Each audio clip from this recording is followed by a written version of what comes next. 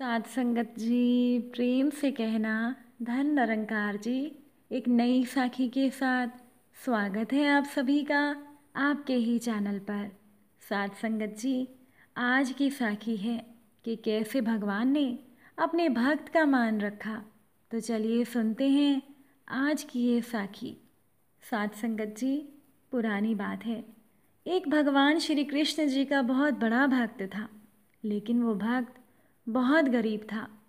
एक दिन उस भक्त ने अपने शहर के सबसे बड़े गोविंद गोधाम की महिमा सुनी तो भक्त का मन वहाँ जाने के लिए उत्सुक हो गया। अब कुछ दिनों के बाद जन्माष्टमी आने वाली थी, तो भक्त ने सोचा कि मैं अपने भगवान के साथ जन्माष्टमी गोविंद गोधाम में मनाऊंगा। गोविंद गोधाम उस भक्त के घर से बहुत दूर था। जन्माष्टमी वाले दिन वो सुबह ही अपने घर से चल पड़ा। उसके मन में भगवान श्री कृष्ण को देखने का उत्साह था और मन में वो भगवान के भजन गाता हुआ जा रहा था। रास्ते में जगह जगह लंगर और पानी की सेवा हो रही थी। ये देखकर वो भक्त बहुत आनंदित हुआ। कहने लगा, वाह प्रभु, आपकी लीला! मैंने तो केवल सुना ही था कि आप गरीबों पर बड़ी दया करते हो। आज मैंने अपनी आँखों से देख भी लिया। सब गरीब और भिखारी और आम लोग एक ही जगह से लंगर प्रसाद पाकर कितने खुश हैं। वो भक्त ऑटो में बैठा ही देख रहा था। उसने सबके प्रसाद देने पर भी कुछ नहीं लिया। भक्त ने सोचा कि पहले प्रभु के दर्शन करूँगा, फिर कुछ खाऊंगा, क्योंकि आज तो वहाँ गरीबों के लिए बहुत प्रसाद का इंतज़ाम किया होगा। रास्ते में उस भक्त ने भगवान के लिए थोड़े से अमरूद का प्रसाद ले लिया और वो भक्त बड़े ही आनंद में था भगवान के दर्शनों की बात को सोचकर। वो भक्त इतनी कड़ी धूप में भगवान के घर पर पहुंच गया और मंदिर की इतनी प्यारी सजावट देखकर वो भाव विभोर हो गया। भक्त ने फिर मंदिर के अंदर जाने का किसी से रास्ता पूछा। किसी भक्त ने उसे रास्ता बता दिया और कहने लगा कि ये जो लाइनें बनी हुई हैं, आप भी इस लाइन में लग जाइए। अब वो भक्त भी लाइन में लग गया, पर उस लाइन में बहुत भीड़ थी और एक और लाइन उनकी लाइन के साथ ही थी जो एकदम खाली थी। अब ये देखकर भक्त को बड़ी हैरानी हुई कि हमारी लाइन में इतनी भीड़ है कि यहाँ तो बारी ही नहीं आ रही और दूसरी लाइन से लोग जल्दी जल्दी दर्शन करके जा रहे हैं। अब उस भक्त से रहा नहीं गया, तो उसने अपने साथ वाले भक्त से पूछा कि भैया, हमारी लाइन में तो इतनी भीड़ है और वो दूसरी लाइन इतनी खाली क्यों है? वहाँ तो सब जल्दी जल्दी दर्शन करके जा रहे हैं और वो लोग तो हमसे काफ़ी बाद आए हैं। तब दूसरे भक्त ने उसको बताया कि भाई, ये वीआईपी लाइन है और इस लाइन से तो केवल शहर के अमीर लोग ही जा सकते हैं। अब ये सुनकर उस भक्त की आंखें खुली रह गई। उसने मन में सोचा कि भगवान के दर पर क्या अमीर और क्या गरीब, यहाँ तो सब समान होते हैं। कितनी देर भूखे प्यासे रहकर उस भक्त की बारी दरबार में आ ही गई और वो भगवान को बड़ी दूर से देख रहा था। उनकी छवि को देखकर वो भक्त बहुत आनंदित हो रहा था। वो देख रहा था कि भगवान को तो यहाँ सब 56 भोग लगा रहे हैं और वो अपने थोड़े से अमरूद सबसे छुपा रहा था। अब जब दर्शनों की बारी आई तो सेवादारों ने उस भक्त को ठीक से दर्शन भी नहीं करने दिए और जल्दी चलो ये कहने लगे। उस भक्त की आंखों में आंसू आ गए।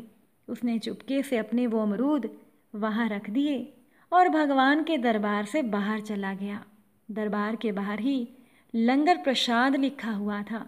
भक्त को बहुत भूख लगी थी, तो उसने सोचा कि अब मैं प्रसाद ग्रहण कर लेता हूँ। जैसे ही वो लंगर हाल के गेट पर पहुँचा तो वहाँ 2 दरबान खड़े थे। वहाँ उन्होंने उस भक्त को रोक लिया। कहने लगे, पहले वीआईपी पास दिखाओ, फिर अंदर जाना। तब भक्त ने कहा, ये वीआईपी पास क्या होता है? मेरे पास तो ये नहीं है। तब दरबानों ने उस भक्त को कहा कि यहाँ जो अमीर लोग दान करते हैं उन्हें वीआईपी पास मिलता है और लंगर तो केवल वो ही लोग खा सकते हैं। अब ये सुनकर भक्त की आंखों से इतने आंसू आ गए कि वो बेचारा फूट फूट कर रोने लगा और वो भगवान से नाराज हो गया और अपने घर वापस जाने लगा। रास्ते में वो भक्त भगवान से मन मन में बातें करता रहा और कहने लगा, प्रभु आप भी अमीरों की तरफ हो गए, आप भी बदल गए। प्रभु मुझे आपसे तो ये उम्मीद नहीं थी। यही सोचते सोचते वो भक्त सारे रास्ते रोता रहा। वो बेचारा घर पर पहुंचकर भी रोता रहा और रोते रोते ही सो गया। उस भक्त को भगवान ने नींद में दर्शन दिए और भक्त से कहा, तुम नाराज मत हो मेरे प्यारे भक्त, क्योंकि अमीर लोग तो केवल मेरी मूर्ति के दर्शन करते हैं। अपने साक्षात दर्शन तो मैं तुम जैसे भक्तों को ही देता हूँ और मुझे 56 भोग से कुछ भी लेना देना नहीं है, क्योंकि मैं तो भक्त के भाव खाता हूँ और उनके आंसू पी लेता हूँ। और ये देख, मैं तेरे भाव से चढ़ाए हुए अमरूद खा रहा हूँ। उस भक्त का अब सारा संदेह दूर हो गया और वो भगवान के साक्षात दर्शन पाकर गदगद हो गया और उसका गोविंद गोधाम में जाना सफल हुआ और भगवान को खुद उसके घर चलकर आना पड़ा। साथ संगत जी, भगवान तो भाव के भूखे हैं। बिन भाव के उनके आगे चढ़ाए 56 भोग भी फीके हैं। साथ संगत जी, ऐसे ही भगवान अपने भक्तों का मान रखते हैं। अब एक बार की बात है कि एक व्यापारी था। उस व्यापारी के पास एक व्यक्ति काम किया करता था। व्यापारी को उस व्यक्ति पर बड़ा विश्वास था। जो भी ज़रूरी काम हो, व्यापारी हमेशा उसी व्यक्ति से कहता था और वो व्यक्ति भगवान श्री कृष्ण जी का बहुत बड़ा भक्त था। वो सदा श्री कृष्ण जी के चिंतन, भजन, कीर्तन, स्मरण, सत्संग आदि का लाभ लेता रहता था। अब एक दिन उस व्यक्ति ने व्यापारी से जन्माष्टमी पर श्री बांके बिहारी वृंदावन धाम यात्रा करने के लिए कुछ दिन की छुट्टी मांगी। व्यापारी ने उसे छुट्टी देते हुए कहा, भाई मैं तो संसारी आदमी हूँ, हमेशा व्यापार के काम में लगा रहता हूँ, जिसके कारण मैं कभी तीर्थ गमन का लाभ नहीं ले पाता हूँ।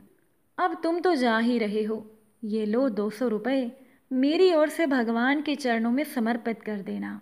वो भक्त व्यापारी से 200 रुपये लेकर भगवान के दर्शनों के लिए निकल पड़ा। अब कई दिन की पैदल यात्रा करने के बाद वो श्री बांके बिहारी धाम पहुंचा। मंदिर की ओर प्रस्थान करते समय उसने रास्ते में देखा कि बहुत सारे संत भगत जन हरि नाम संकीर्तन बड़ी मस्ती में कर रहे हैं। सभी की आंखों से अश्रुधारा बह रही थी। जोर जोर से हरि बोल गूंज रहा था। संकीर्तन में बहुत आनंद आ रहा था। भक्त भी वहीं पर रुककर संकीर्तन का आनंद लेने लगा। फिर उसने देखा कि संकीर्तन करने वाले भक्तजन इतनी देर से संकीर्तन कर रहे हैं और उनके होंठ सूखे हुए हैं और वो दिखने में भी कई दिन से भूखे प्रतीत हो रहे थे। तो व्यक्ति ने सोचा कि क्यों ना मैं व्यापारी के 200 रुपयों में से इन भक्तों को भोजन करा दूं।